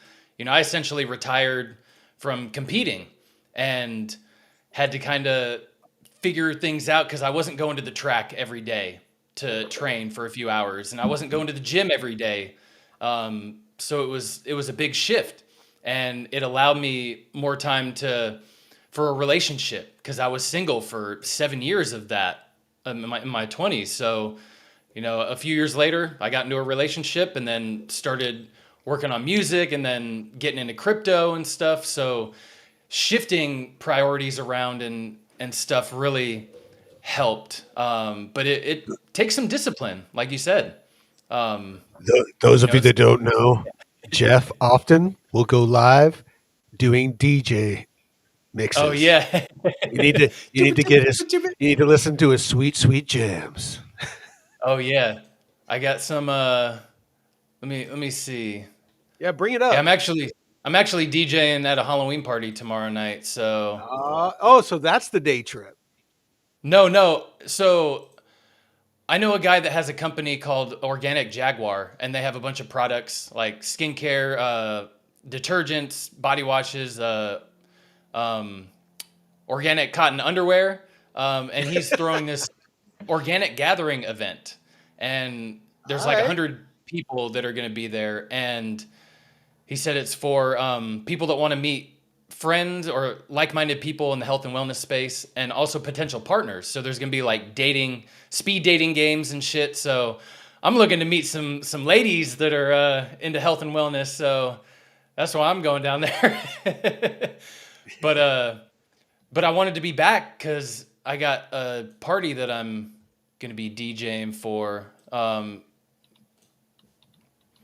yeah, if you didn't know this little, uh, I got my DJ set up right there, so that's where some of the magic happens. It's been a few months, but that I've live streamed. But yeah, this is one of the. So I'll just do a little live stream. And of course shirtless. Oh yeah. Got to be Oh, shirtless. dude, my little brother's best friend would always I feel like make I'm fun of me. watching your He's like, OnlyFans, dude. I feel like I'm he, watching. and my friends, they're like, "Do you own a shirt?" Because I run hot all the time, and Dude. I'm in my home, man. I want to Well, be shirtless. I'm fit. it's obvious you have a high metabolism because I you know, I've seen you in tank Hey, tops. And you're look at that. ripped, dude. No, Yeah, I never would have guessed you're in your 30s. I would have thought 20s. I'm 38, man. Like, who was it? Black Ice was saying he's 38 too. So Oh, yeah. yeah, I'm almost 40. I'm 51. And you're I'm, I'm, one. You I'm still fucking 51. jacked, and you don't Yeah, go. You just do a lot of work on the property. dude. I have a kettlebell. I do kettlebell workouts. I do work around the property, chop wood, stuff like that. And then usually after I chop wood, I have a sledgehammer and I have a big tractor tire, and I'll just sit there and hit the shit out of a tractor tire until I can't Oh, swing the sledgehammer anymore. And that's usually my workout. And so, yeah, like during the winter, dude, you just go into hibernation mode up here. There's nothing to do outside, other than plow the driveway when it yeah. snows. You just, and that's when I got into crypto, initially is, years ago, is I just, before that, it was mushrooms. I was into mycology. I sat down, Mhm. I learned everything that there was to learn, like, it's, relatively speaking, about mycology. Like during the fall, I was going around the property and looking at all the different mushrooms and examining the gills and all the different aspects of them and just learning how to identify mushrooms. And I got into crypto after that, and it was just super freaking interesting. And I just went down the rabbit hole, and it's one of the great things about being retired, and having that Mhm. freedom is, again, this isn't to be like, hey, my life is awesome. I mean, we all have our ups and downs, but to be able to wake up in the morning and just do whatever you feel like doing every day, it really is awesome. Like, that is genuinely, find a realistic place to where you can provide for you and your family to get there. Mhm. If it, That's you freedom, don't, man.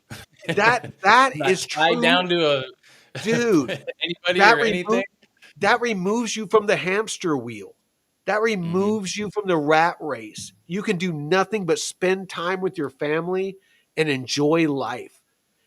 If you live in just a 2-bedroom normal house on 1 acre, have a small garden, but you just know you're set for life,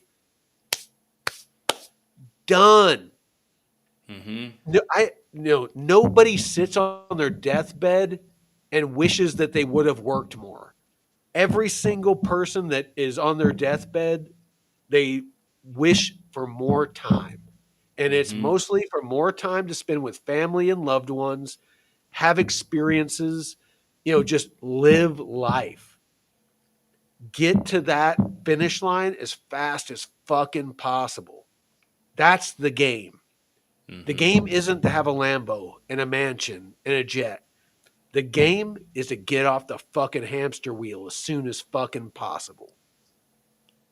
I'll tell you that right fucking now. That's the fucking secret of life. Get off the fucking hamster wheel and live the best life possible, whatever that is for you. You need to find the finish line. You need to define that. What's good for me, living in a cabin in the woods, isn't for everybody. I get that. It's what's good for me. You know, Figure out where that place is and map out a way to fucking get there. Like, the most direct A to B possible. Mhm. And the more that you're going to enjoy life. I'll tell you that right now.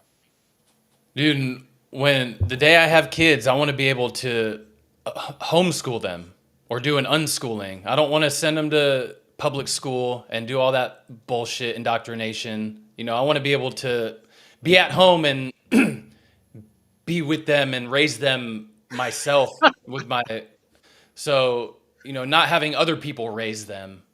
That's a huge goal of mine to be in Dude, that some of the position. some of the smartest kids I have ever fucking met have been homeschooled. Mhm. It's insane to me that people with college degree, and this comes from two of my parents, my stepmom and my stepdad. Honestly, two of the most influential people in my fucking life. Like, literally, more so than my biological parents. Um, they were both teachers, one at private Catholic schools, and one was a special ed teacher. I actually want to bring my dad on, Steve, for an interview on Thursdays. Hey, that's my He, stepdad. we're brothers from another Hey, dad. shit. But, but real quick, sorry, I am a little bit lit, freaking Nick. But so my stepdad was a hippie back in the day.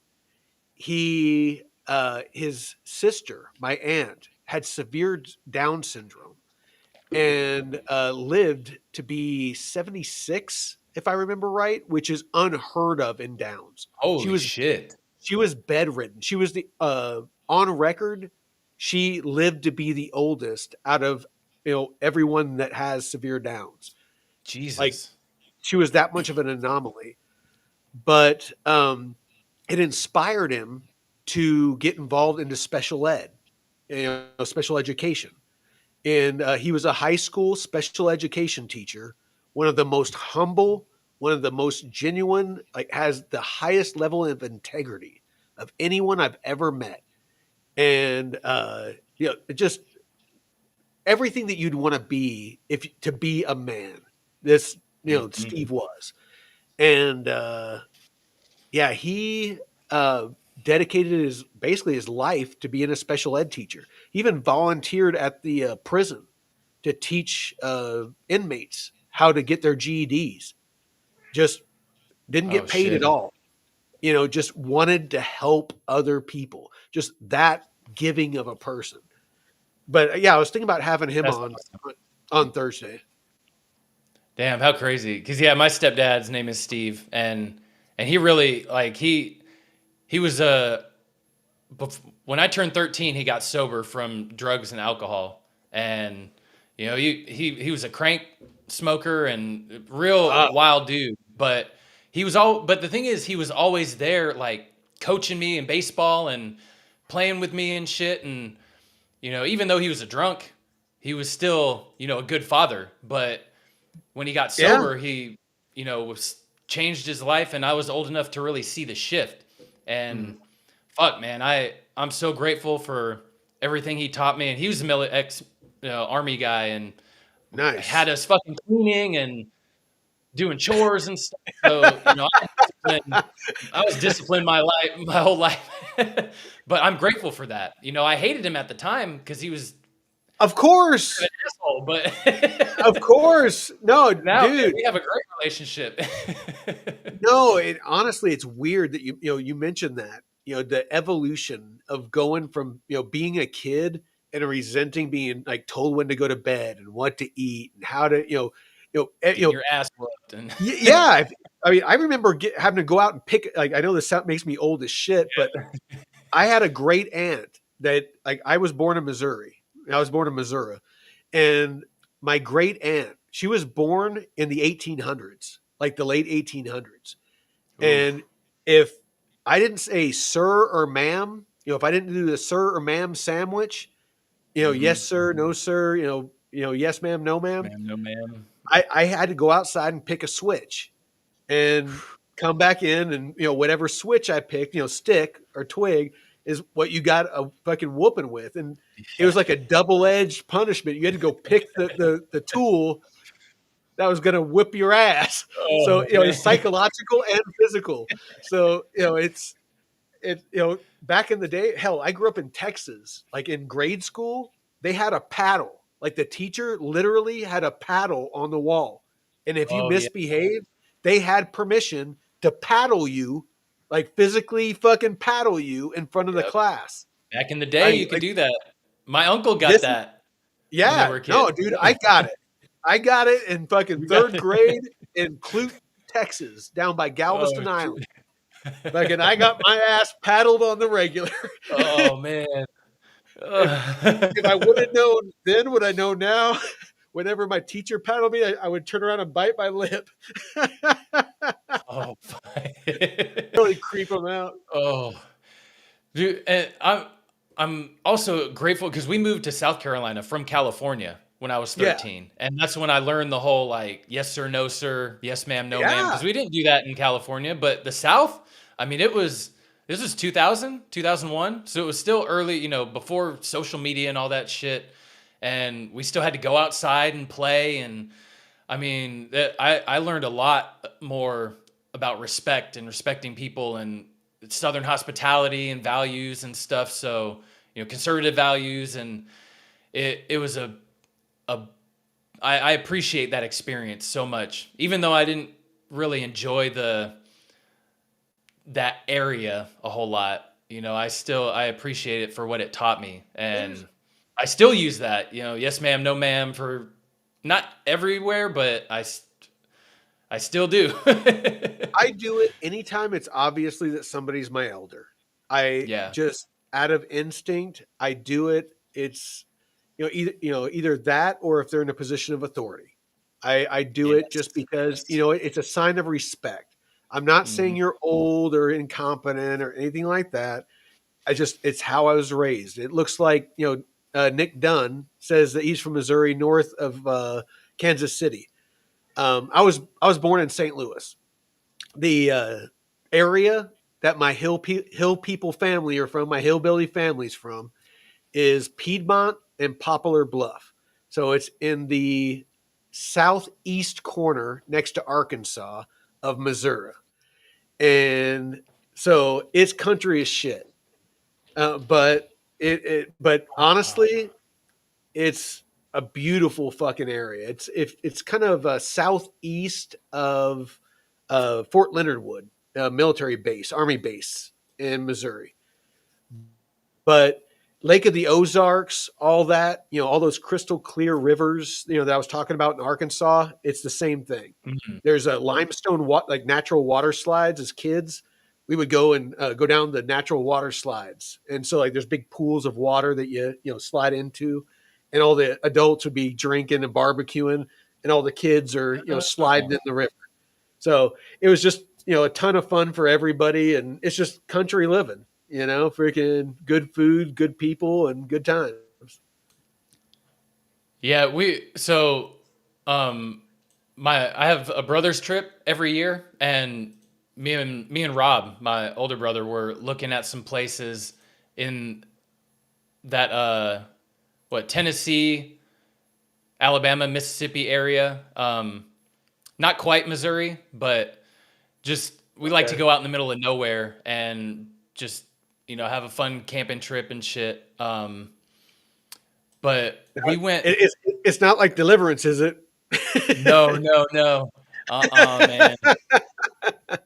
No, that's actually what one of my coworkers said. He's like, "I've seen that movie before." Right, right. But we Fucking that, we the Deer Hunter. so my brother lives in the northwest part of Arkansas, just north of Fayetteville. It's a Yeah. Bentonville, where the first Okay. Yeah. Walmart was at, Yep. and Yep. Yep. we went into Missouri like 2 years ago. If you Walk. went from Arkansas to Missouri, you either passed through or right by where, like literally, We're on the like west. We're on the west side. Not. I see where Poplar is, but it's that you said that's more east, right? Yeah, that's on the other side of Missouri. Poplar Bluff and Piedmont is in the southeast corner, right by Arkansas. Yeah, yeah, and my brother's we were in the southwest area of Missouri when Arkansas. we went. Oh, No, because okay. we went into Okay, so yeah, you were over by Oklahoma and shit like that. yeah, closer to Oklahoma. Yeah. Yeah, Okay. Yeah. but No, yeah, it's so that's a totally beautiful. different. No, it really is. I mean, if you like the outdoors, Missouri's an awesome freaking place. Joplin. I haven't been to Joplin. Joplin is over in that area that you were in, over on the west side. Oh yeah, Like Joplin, if I remember right, it's right have you been before at you Twiggy? go in, right before you go into Oklahoma. Okay. Yeah. Hey, good night, Twinkle Bell. I know we're going on 2 hours. That's the Friday show. I get drinking a little bit and relaxing and get yammering. Actually, yeah, not that far up. No, we were more down here near like Jane, Arnett area. Yeah, Yeah, because I dated a girl years ago, and she was from there. from Joplin. Yep. Oh, Joplin. Yeah, it's. I mean, fuck, man. My brother was saying apartments out there are like $1,000 a month. I was like, Dude, fuck, that's that's more than dude, half out here.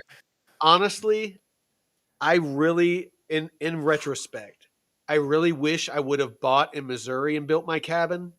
But I'm so in love with my property now, I'll never leave. But Missouri is Oh where I yeah. should have gone. I should have gone back to that Piedmont, Poplar Bluff area. Land is cheap as shit. I could have built a place, nice, probably nicer than the one I got now, and had more property. Just and the Oh shit. laws, like especially the gun laws, are a lot better in Missouri. Like they have Mm. constitutional carry in Missouri. So you don't need like a concealed carry permit. You don't need any of that shit.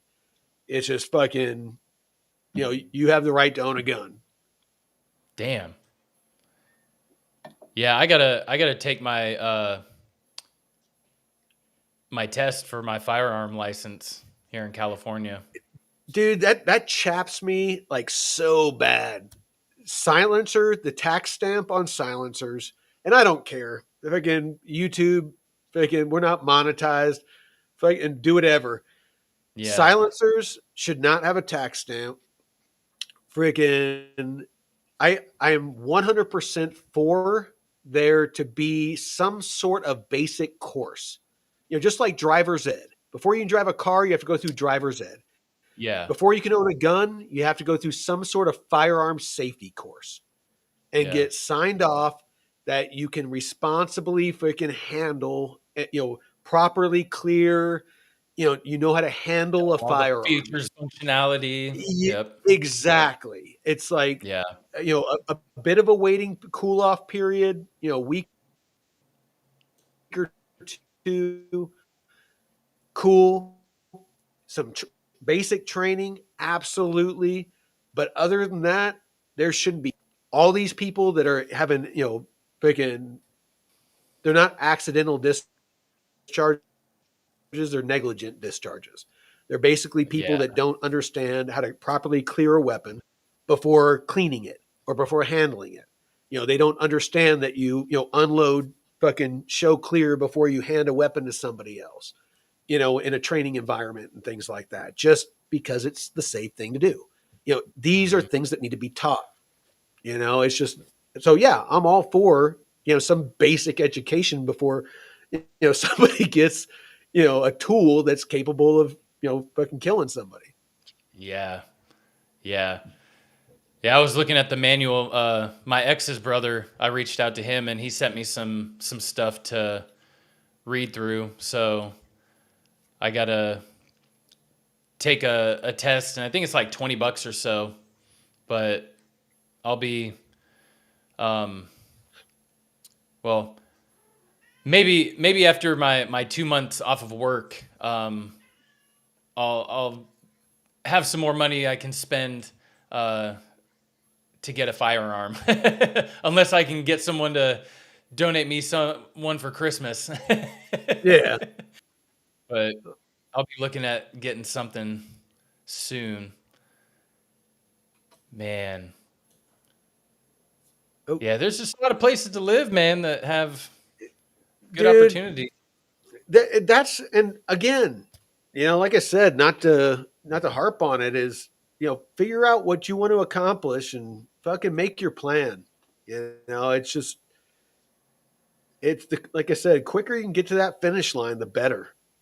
Figure out what that finish line is for you, and plot the shortest distance. I don't know how more plainly, I can state it. That really is the secret to life. You What do know, you is want?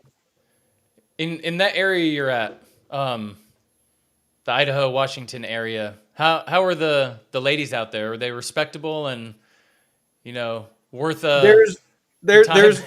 there's there's varying classes. There's the meth heads. I'm not gonna lie. There's, if you're in rural areas, there's always the Oh meth yeah. heads.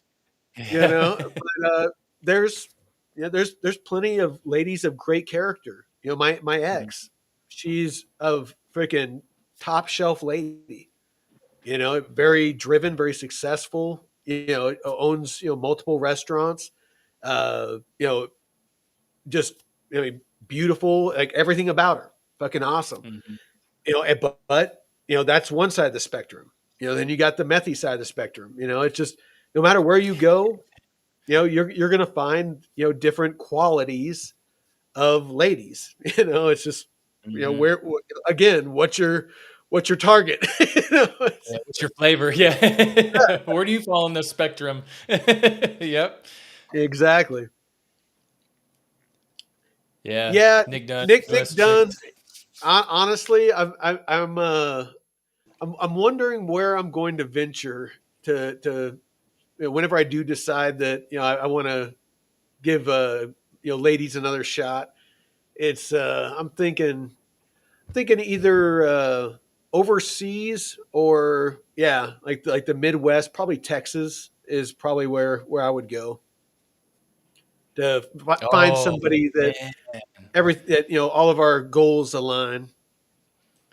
Yeah, that's funny you say that because when I was in Austin, I was like, I mean, I didn't see like a lot of the liberal chicks, you know. I mean, they were beautiful women, man. You know, not a lot of blue haired, you know, crazy looking. I mean, it was like, damn, these are women. And it's kind of like, you know, in Carolina, there was a lot of beautiful women out there. Um, there was Southeast in general, but yeah, it seems Oh, like dude, no, Midwest has Southern some. girls. Honestly, in the U.S., Southern girls and natively in California, of course, you get a mix of everything. If you're looking for guys or you're looking for girls, whatever you're looking for. Southern California. I mean, as much as I hate the government there, probably some of my fondest memories is being stationed at Camp Pendleton. Just freaking going surfing every morning, and getting a carne asada burrito at the local Alberto's, and just the whole beach life. I mean, it's just alive and well there. And of course, this was early 2000s, but yeah, but the Southern girls natively are by far just the most wholesome. I mean, just down to earth, fucking awesome ladies that you'll ever fucking meet. It seems like the further north you get, not so much, and the further west you get, not so much. Yeah. Yeah, my brother Rob went to Pendleton High School in Carolina. And I was like, Well, when people would say sometimes Camp I drink. Pendleton, I was like, what? Sometimes I drink Pendleton whiskey. Oh shit, we got it runs in the family. Right, Oh right, shit. Are you sure we aren't brothers, man? right. So, well, Oh. shit. I mean, should we cut this thing off? We've been going for it. I've been yammering for 2 hours. Yeah, I got to feed the kitties. I got to go see this friend of mine before and get ready for my trip tomorrow. I got to quite the day. All right. Well, I appreciate all of you freaking listening to my buzzed ass, go on and down different rabbit trails. I know we didn't get to much of crypto gaming. Yeah, My we'll save apologies. it for next week. We'll Uh, come back to it. We'll put a pin in it. yeah, I mean, and honestly, there was actually some pretty good alpha that I had lined up. I'll mention one or two on the way out. Oh, maybe not. No, Yeah, Grok doesn't we'll remember. save it. We'll save it. Yeah, because Black There, Ice was wondering too. So we'll make you guys come back. yeah. Anyway, so I appreciate you putting up with me. I hope you at least got a laugh out of it if you didn't get any alpha. So till next time, Veteran Crypto out.